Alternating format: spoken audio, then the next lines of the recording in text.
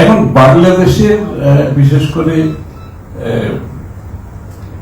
এই ইদানিং যে ঘটনাগুলো ঘটে গেছে একটা স্বৈরাচার ফ্যাসিস্টের দেশ ত্যাগের পরে বাংলাদেশের মানুষের মনোজগতে একটা বিশাল পরিবর্তন হয়েছে। এটা একেবারে অ্যাক্রস দ্য বোর্ড আমি বলবো যে বিশাল একটা পরিবর্তন, সাডেনলি একটা বড় পরিবর্তন হয়েছে।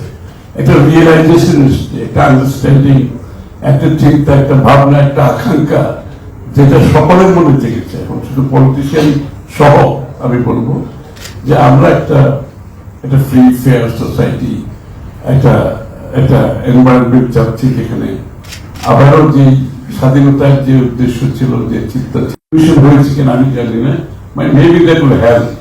যে আমাদের প্রত্যেকটা আপনাদের যে এক একটা অ্যাসাইনমেন্ট যেখানে আমরা এসেছি, অনেকে এসছে, তো এগুলোর ইম্প্যাক্ট যদি ইভ্যালুয়েশন করা যায় এবং আগামী দিনের প্ল্যানিং এর জন্য সিপিডি কি করতে পারে, বিশেষ করে এই প্রেক্ষাপটে এখন যেটা বেশি সৃষ্টি হয়েছে।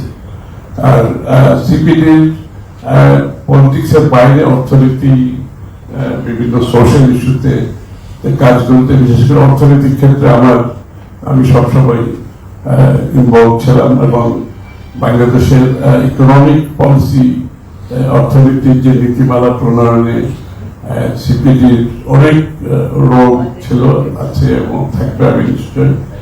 এবং এখানেও এগেইন আমাদের যে রিফর্ম গুলোর কথা আমরা এখন সকলে ভাবছি, যে আসলে এমন একটা পরিবেশ সৃষ্টি হয়েছে যে সরকার তো রিফর্ম করছে, এখন পলিটিক্যাল পার্টিগুলো রিফর্ম কমিটি করতে, যেমন আমাদের দলে আমরা 5-7টা এখন রিফর্ম কমিটি করছি।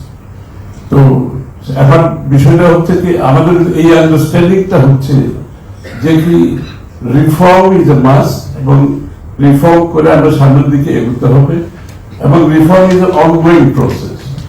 আমরা আবার রিফর্ম নিয়ে এমন কিছু অনেকের চিন্তা যে কি আমরা আজকে বসে কয়জন মিলে আমরা আজকে এতগুলো সব রিফর্ম করে দেবো, Bangladesh is set for next 50 years, 100 years, but I don't agree with that.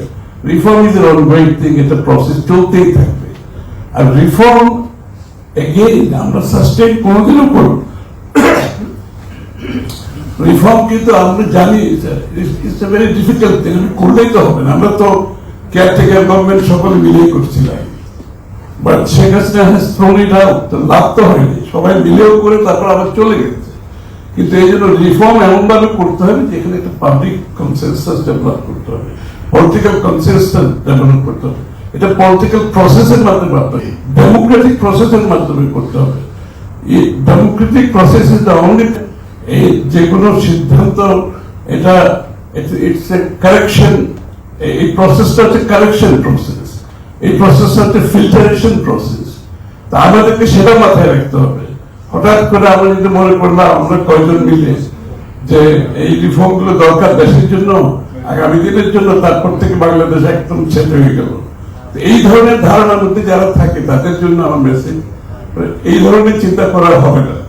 কারণ এই দায়িত্ব কেউ কাউকে দেয়নি, এই দায়িত্ব বাংলাদেশে at the end of the day বাংলাদেশের মানুষ একটা পলিটিক্যাল প্রসেসের মাধ্যমে যদি রিফর্ম গ্রহণ না করে, এটা কারেক্টনেস না আনে, এটা ফিল্টারেশন না আনে, এটা অন না করে, আমরা শুধু কিছু লোক বসে মনে করি এইটাই বাংলাদেশের আগামী দিনের জন্য